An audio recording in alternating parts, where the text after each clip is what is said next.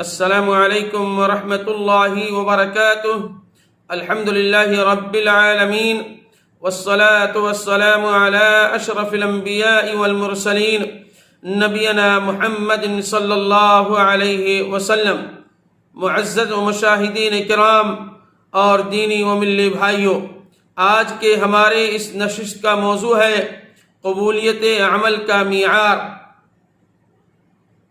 اسلامی شریعت میں قبولیت عمل کا معیار تقوی ہے۔ وہ انسان جو نیک عمل توحید و سنت کی روشنی میں انجام دیتا ہے اور نبی اکرم صلی اللہ علیہ وسلم کے طریقے کی پیروی کے ساتھ اس میں اخلاص، تقوی اور رضائے الہی کا جذبہ بے کرا ہوتا ہے، تو ایسے شخص کا عمل اللہ کی بارگاہ میں مقبول ہوتا ہے۔ روزہ کا حقیقی مقصد اسی تقوی کو جلا بخشنا تھا، کیونکہ یہی قبولیت کا معیار ہے، یہی قبولیت کا معیار اور کسوٹی ہے۔ اللہ تبارک و تعالی نے قرآن مجید کے اندر ارشاد فرمایا، انما یتقبل اللہ من المتقین، کہ بے شک اللہ تقوی والوں کی طرف سے ہی قبول فرماتا ہے۔ کوئی عمل ہے اگر اس کے اندر تقوی نہیں ہے، پرہیزگاری نہیں ہے، تو وہ عمل عند اللہ کے نزدیک کیا ہوتا ہے؟ قابل قبول نہیں ہوتا ہے۔ تقوی اور اخلاص بہت اہم چیز ہے۔ تقوی اور اخلاص یہ دونوں بڑا اہم چیز ہے، اور اسی کے ساتھ ساتھ قبولیت عمل کے لیے اللہ سے امید رکھنا اور دعا مانگنا بھی کیا ہے؟ نہایت اہم اور ضروری ہے۔ بعض سلف صالحین رمضان ختم ہونے کے بعد اس کی قبولیت کے لیے اللہ تبارک و تعالی سے دعائیں مانگتے تھے کہ اے اللہ تبارک و تعالی، جو ہم نے رمضان کے مہینے میں عمل کیا ہے، جو عبادتیں کی ہیں، جو تلاوتیں کی ہیں، اے اللہ تو اسے قبول فرما لے۔ بعض سلف صالحین رمضان ختم ہونے کے بعد اس کی قبولیت کے لیے اللہ سے دعائیں مانگتے تھے۔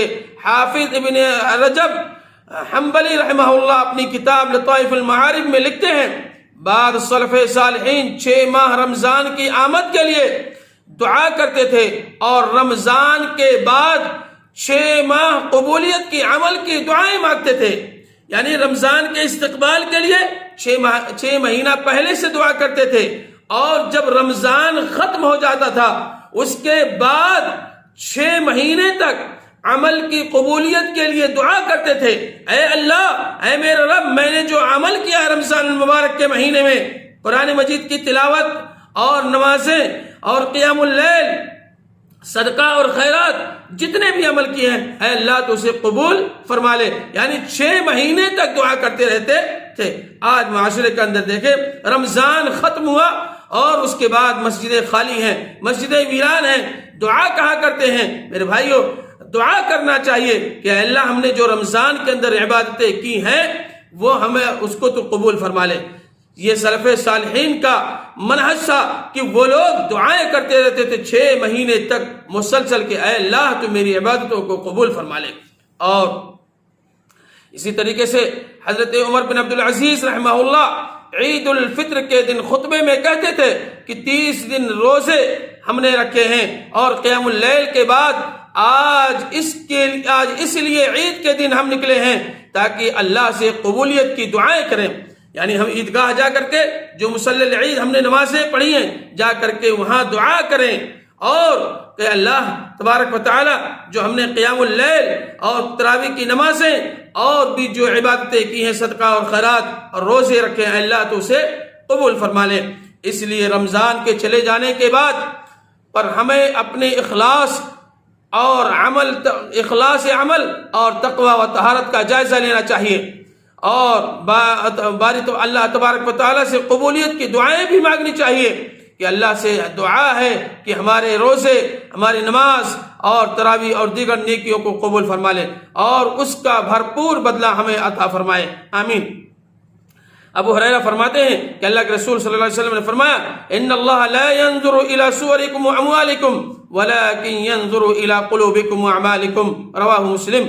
حضرت ابو ہریرہ سے روایت ہے کہ رسول اللہ صلی اللہ علیہ وسلم نے فرمایا اللہ تبارک و تعالی تمہاری صورتوں کو اور تمہارے اموال کو نہیں دیکھتا بلکہ تمہارے دلوں اور تمہارے اعمال کو دیکھنا چاہتا ہے کہ تمہارے دل کتنے بڑے ہیں، تمہارے اعمال جو تم نے کیے ہیں وہ کتنا تقوی اور پرہیزگاری کے ساتھ کیا ہے۔ اللہ تبارک تعالیٰ وہ چیز دیکھنا چاہتا ہے، تمہاری شکلوں کو، تمہاری صورتوں کو نہیں دیکھنا چاہتا، تمہاری مالوں کو نہیں دیکھنا چاہتا، تمہارے تقوی کو دیکھنا چاہتا ہے، تمہاری پرہیزگاری کو دیکھنا چاہتا ہے۔ تو اس لیے میرے بھائیوں، ہم نے جو رمضان المبارک کے مہینے کے اندر عبادتیں کی ہیں اس کی قبولیت کے عمل کے لیے ہمیں اور آپ کو دعا کرنی چاہیے کہ اے اللہ تبارک تعالیٰ ہم نے جو عبادتیں کی ہیں رمضان المبارک کے مہینے کے اندر، راتوں کے اندر، دنوں کے اندر روزہ رکھ کر کے اور قیام اللیل کر کے قرآن مجید کی تلاوت کر کے، اے اللہ تو اسے قبول فرما لے۔